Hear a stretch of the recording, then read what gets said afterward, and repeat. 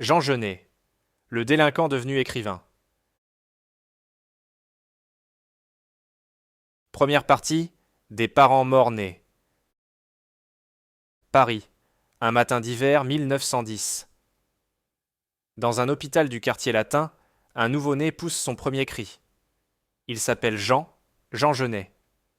Il ne le sait pas encore, mais le destin vient de lui imposer sa première blessure. Né de père inconnu, il est abandonné par sa mère dès l'âge de 7 mois. Le bébé est confié à l'assistance publique, puis placé chez une famille paysanne du Morvan qui l'élève comme son fils. Sa mère biologique, elle, mourra quelques années plus tard, emportée par la grippe espagnole, sans jamais être revenue chercher son enfant. Le petit Genet grandit donc loin de Paris, au sein d'un foyer modeste mais aimant. Il s'attache particulièrement à sa mère nourricière, Madame Régnier, qui lui donne l'affection dont il a tant manqué. À l'école du village, Jean se révèle un élève brillant. À 13 ans, il obtient son certificat d'études primaires avec mention bien. On le croit alors promis à un avenir meilleur que ne le laissait présager son début de vie chaotique. Mais le sort s'acharne à nouveau. À 12 ans, Jing perd sa mère adoptive bien-aimée, décédée subitement. Ce deuil ravive en lui le sentiment d'abandon. Peu de temps après, un nouvel arrachement l'attend. Malgré ses excellents résultats scolaires, l'assistance publique décide de l'orienter vers un apprentissage manuel plutôt que de prolonger ses études. On l'envoie dans région parisienne pour apprendre le métier de typographe.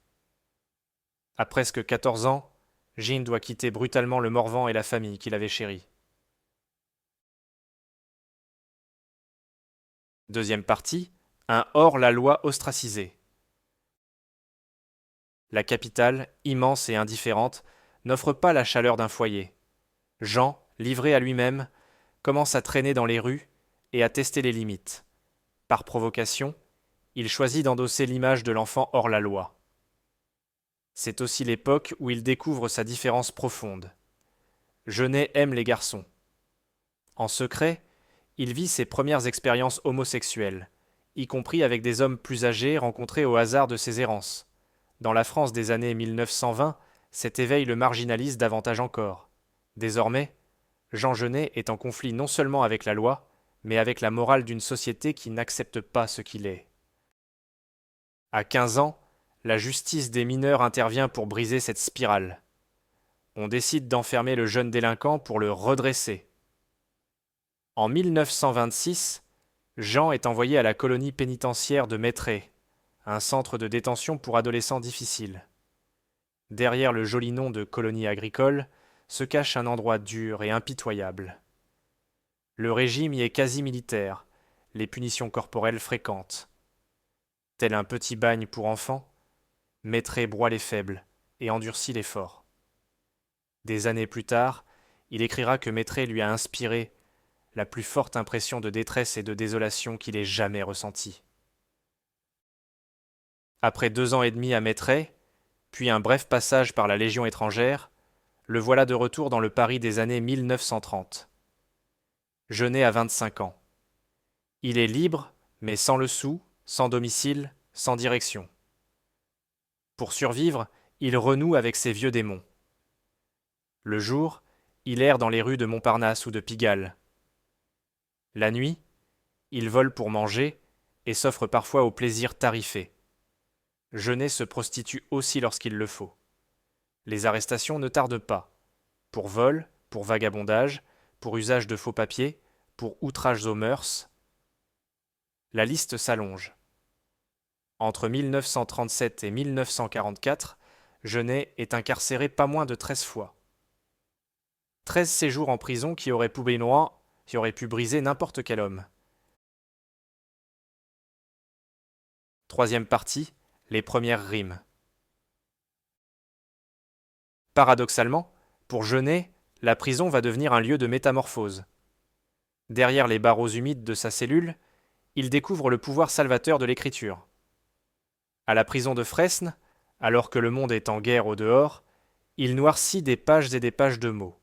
Il compose Le condamné à mort, un long poème enfiévré inspiré par l'exécution d'un amant criminel. Loin de se laisser abattre, le détenu Genet trouve dans la littérature une échappatoire à son sort.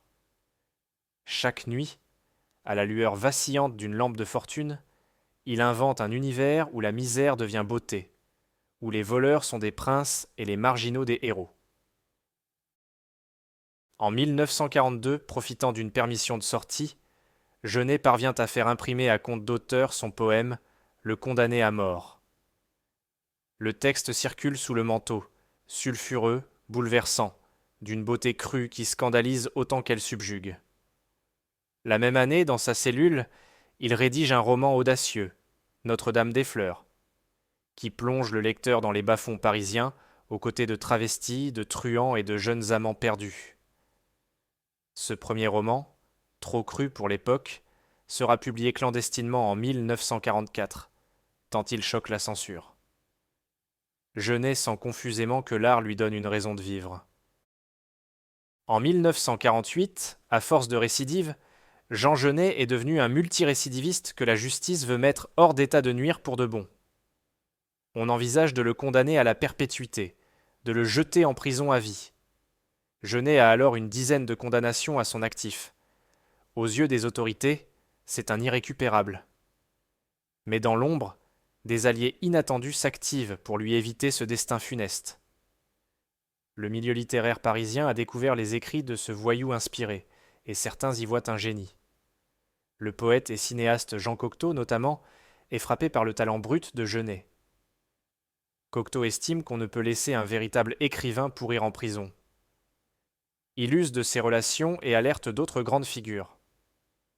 Bientôt, l'intellectuel Jean-Paul Sartre et le peintre Pablo Picasso se joignent à lui pour plaider la cause de Genet.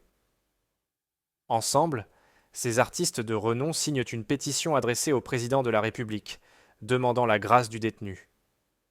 L'affaire remonte jusqu'au sommet de l'État, et le miracle a lieu. En 1949, contre toute attente, le président accorde à Jean Genet une remise de peine exceptionnelle. La condamnation à vie est écartée.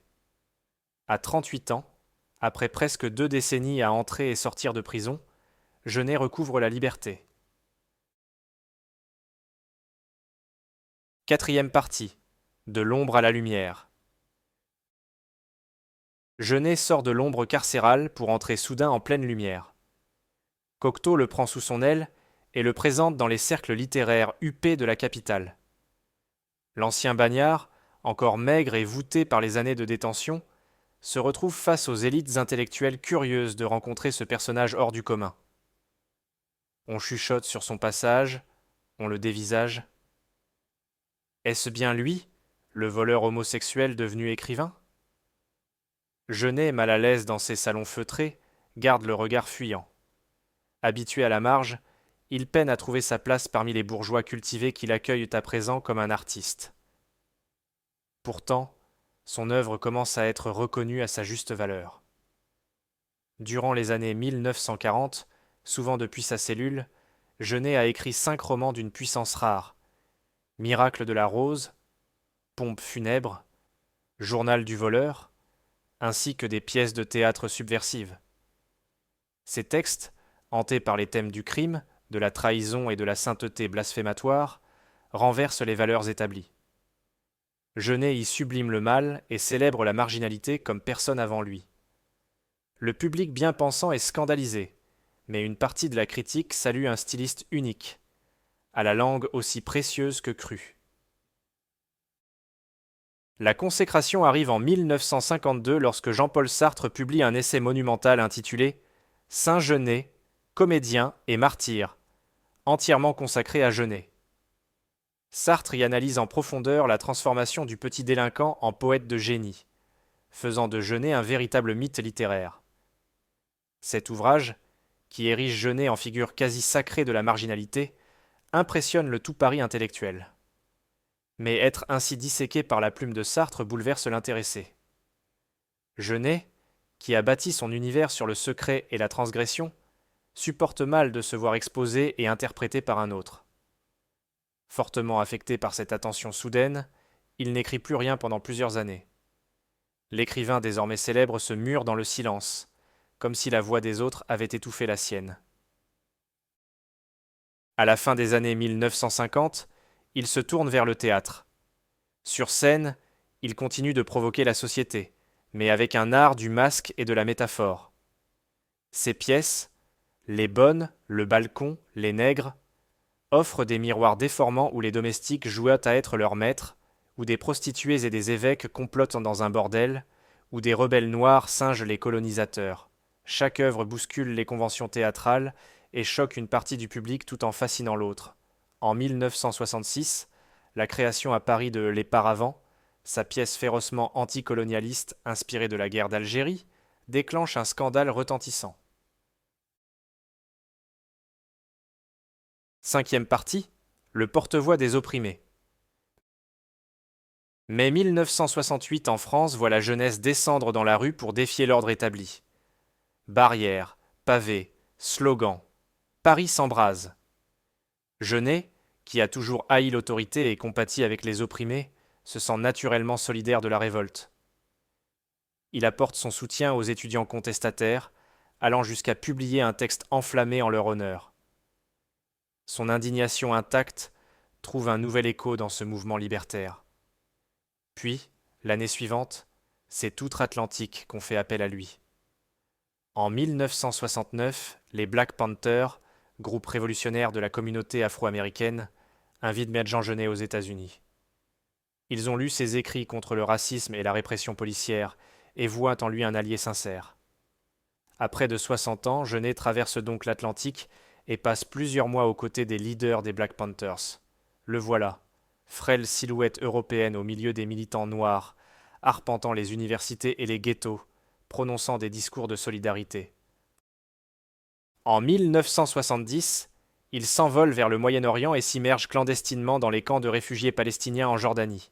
Sous les tentes de fortune, au milieu des fédayins armés de vieux fusils, il partage le quotidien d'un peuple en guerre pour sa survie. Il rencontre même en secret Yasser Arafat, le leader de l'OLP, quelque part près d'Amman. Ces semaines passées au cœur de la révolution palestinienne bouleversent Genet. Lui qui avait toujours été seul contre tous se fond dans la cause d'un peuple entier. Il dort à la belle étoile parmi les exilés, il écoute leurs récits de souffrance et d'espoir. Pour la première fois, il a l'impression de faire partie d'une communauté d'opprimés, d'une famille de cœur. Durant les années 1970, Jean Genet met sa plume et son énergie au service de tous les damnés de la terre. De retour en France, il milite aux côtés de Michel Foucault et de Sartre pour dénoncer la torture dans les prisons françaises. Il soutient les travailleurs immigrés en grève, prend fait et cause pour les prisonniers politiques, que ce soit en Europe, en Amérique ou au Proche-Orient. L'ancien paria est devenu une conscience engagée. Partout, il défend les minorités opprimées avec la même ferveur insolente. En septembre 1982, Genet est à Beyrouth lorsque l'horreur absolue le rattrape. Dans les camps palestiniens de Sabra et Shatila, des centaines de civils, hommes, femmes, enfants, sont massacrés en l'espace de 3 jours par des milices phalangistes libanaises. Il publie 4 heures à Shatila, un récit sobre, glaçant, de ce qu'il a vu. Ce témoignage sera l'un des premiers au monde à révéler au grand jour le massacre. À 72 ans, Genet vient de faire une dernière fois ce qu'il a toujours fait. Regarder l'inhumanité en face et la dénoncer, sans détour. Épilogue, l'exil du damné. Au début des années 1980, l'énergie de Genet commence à décliner. Miné par un cancer de la gorge diagnostiqué quelques années plus tôt, fatigué par une vie d'excès et de combat, il se sait sur la fin. Il se retire en partie au Maroc, à Tanger, puis à l'Arrache, trouvant là-bas une forme de paix loin de la France qu'il a tant provoquée. Face à l'océan, il entreprend d'écrire son dernier ouvrage, qui sera à la fois un témoignage et un adieu. Un captif amoureux, c'est son titre, rassemble les souvenirs de Genet aux côtés des panthères noires et des Palestiniens, mêlés de méditation sur la liberté, la trahison et la lutte. Le 15 avril 1986, au matin, on retrouve Jean Genet mort dans sa chambre modeste. Officiellement, il a succombé à une chute accidentelle liée à son état affaibli. D'autres aiment à penser qu'il est parti comme il a vécu, discrètement, librement, sans témoin. Genet avait 75 ans. Selon ses vœux, sa dépouille n'est pas rapatriée au pays des droits de l'homme, qu'il avait tant critiqué, mais enterrée au cimetière espagnol de Larache, au Maroc, face à la mer. Jusqu'au bout, il aura choisi l'exil, fidèle en cela à son existence hors norme.